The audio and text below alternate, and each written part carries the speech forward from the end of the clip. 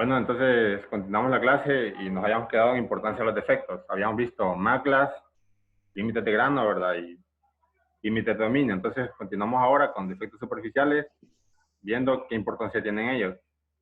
Los defectos extendidos y los puntuales desempeñan una función principal en las propiedades mecánicas, eléctricas, ópticas y magnéticas de los materiales.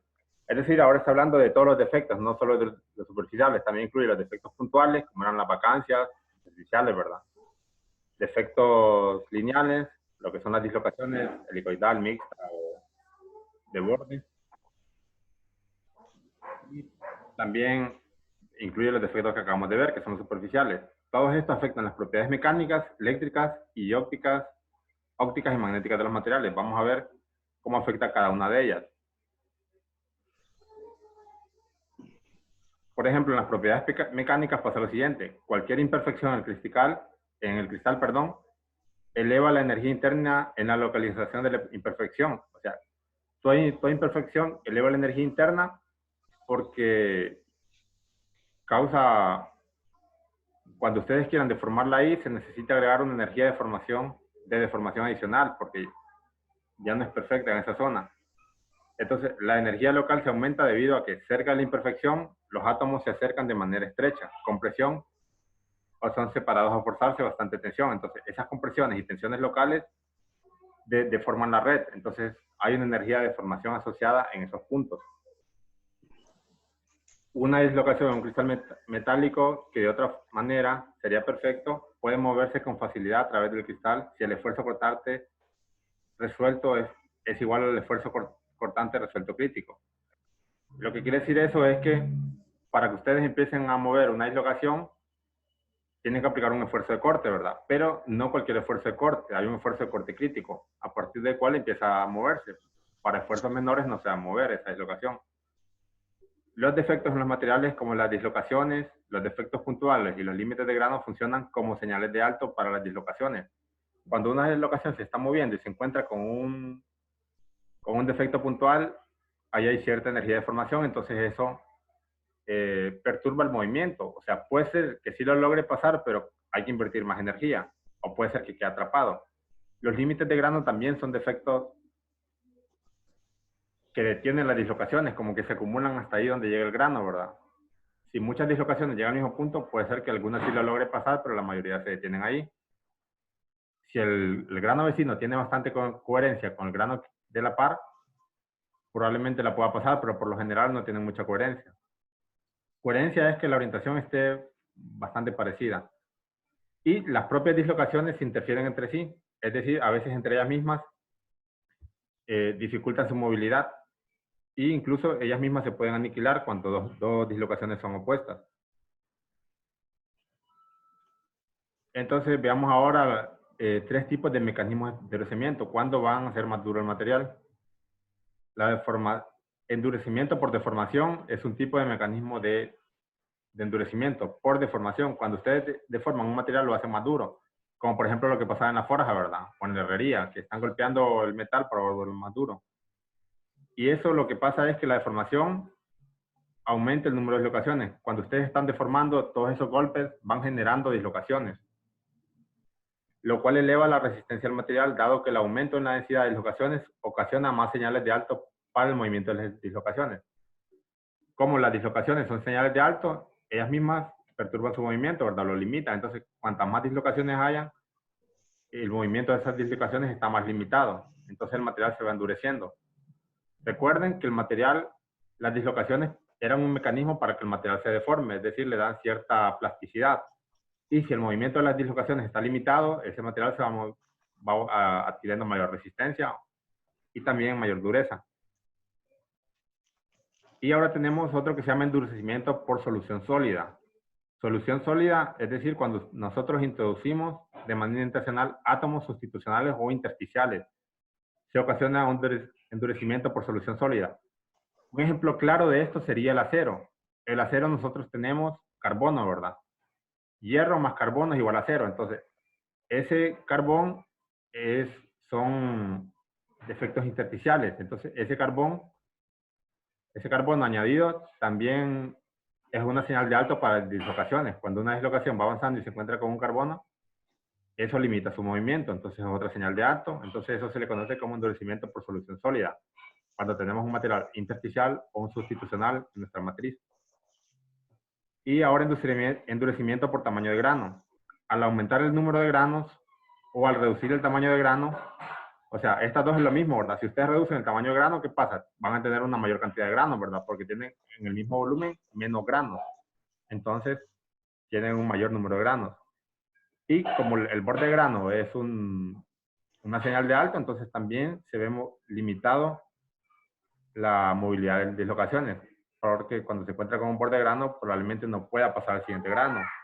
Entonces esto endurece los materiales por tamaño de grano.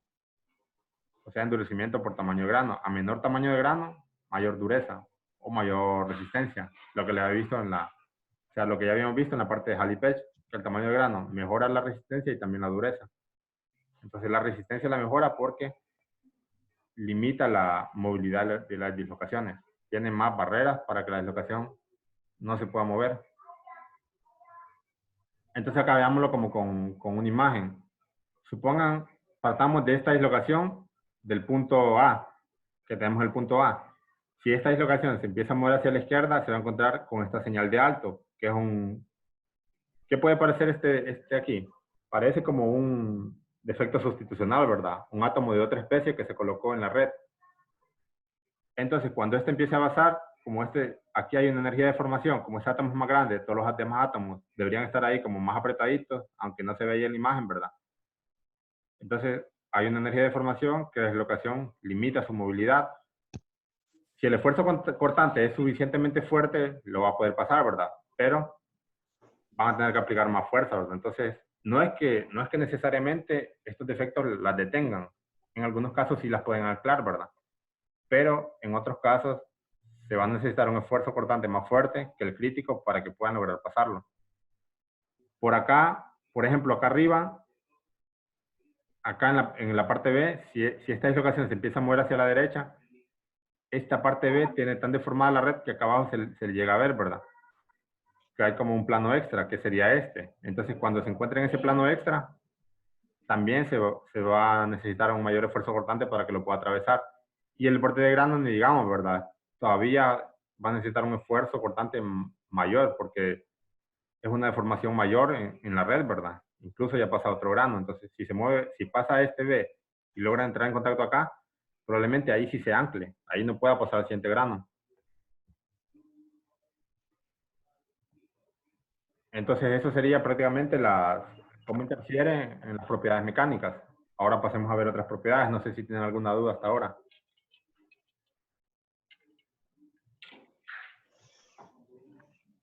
Entonces, veamos un poco de las propiedades eléctricas, ópticas y magnéticas.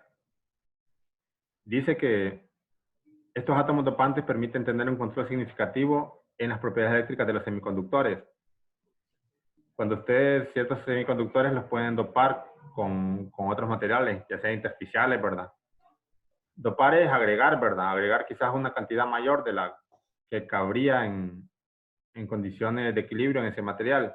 Entonces, quizás esos dopantes, los semiconductores los vuelven más conductores o menos, ¿verdad? Entonces, con eso ustedes pueden manipular la conductividad de esos semiconductores.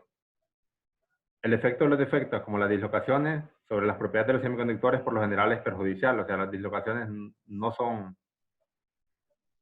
requeridas o incluso estorban en los semiconductores. Las dislocaciones y otros defectos pueden interferir con el movimiento de los portadores de carga eléctrica en los semiconductores. Las vacancias también, ¿verdad?, pueden ser perjudiciales. Los defectos puntuales también ocasionan el incremento de la resistividad en los metales, es decir, tienen una mayor resistencia eléctrica. Defectos puntuales como las vacancias, intersticios sustitucionales. Las dislocaciones y otros defectos, incluyendo otros defectos puntuales, pueden interferir con el movimiento de los portadores de carga eléctrica en los semiconductores. Entonces, los semiconductores, por lo general, se pretende que tenga una red más perfecta, ¿verdad? Para que su conductividad eléctrica sea más fácil de controlar. Muchos materiales magnéticos pueden procesarse de tal manera que los límites de grano y otros defectos hacen más difícil revertir la magnetización en estos materiales. Eso es porque algunos materiales tienen magnetización que va decayendo con el tiempo, ¿verdad? Que ustedes le agregan, lo magnetizan y después va disminuyendo. y los defectos hacen que eso sea incluso más rápido. Las propiedades magnéticas de muchas ferritas comerciales utilizadas en imanes para bocinas y dispositivos de redes de comunicación inalámbrica dependen de manera crítica de la distribución de los distintos iones en los diferentes sitios cristalográficos en la estructura cristalina. O sea, como dependen de manera crítica de cómo están distribuidos esos iones, si ustedes vienen a modificar esa distribución perfecta, agregando dislocaciones, vacancias, intersticios, van haciendo la red cada vez más imperfecta. Entonces van dañando los dispositivos de comunicación inalámbrica, ¿verdad? O disminuyendo su capacidad.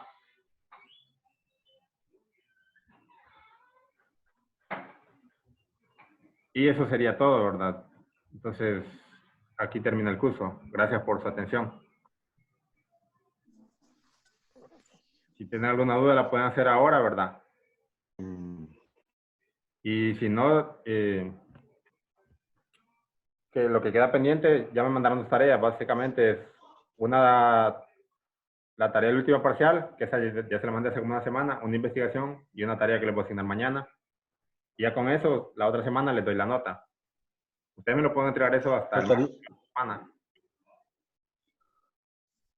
Ok. Faltaría la investigación que nos mande, ¿va? Mañana les voy a asignar el tema, ¿verdad? O sea, ya tengo el tema, que es sobre difusión, pero les quiero dar los pasos, como de qué manera lo elaboren, en qué se basen, en qué parte de la difusión se centren, o sea, cómo traten el tema, les quiero indicar.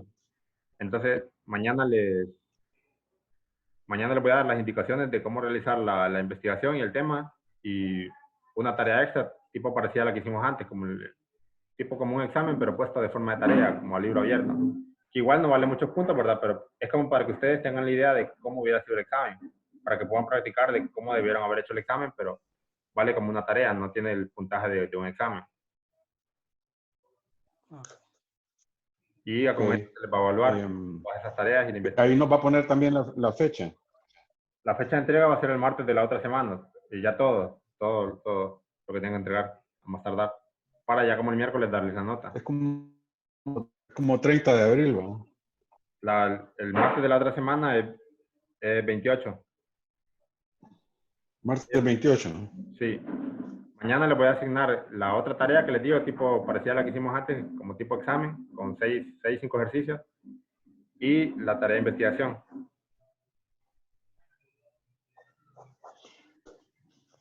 Entonces, martes tengo que entregar las cosas. Sí, el martes del otro examen las dos cosas. Y si no ha entregado la tarea anterior, también, ¿verdad? Creo que usted ya la entregó.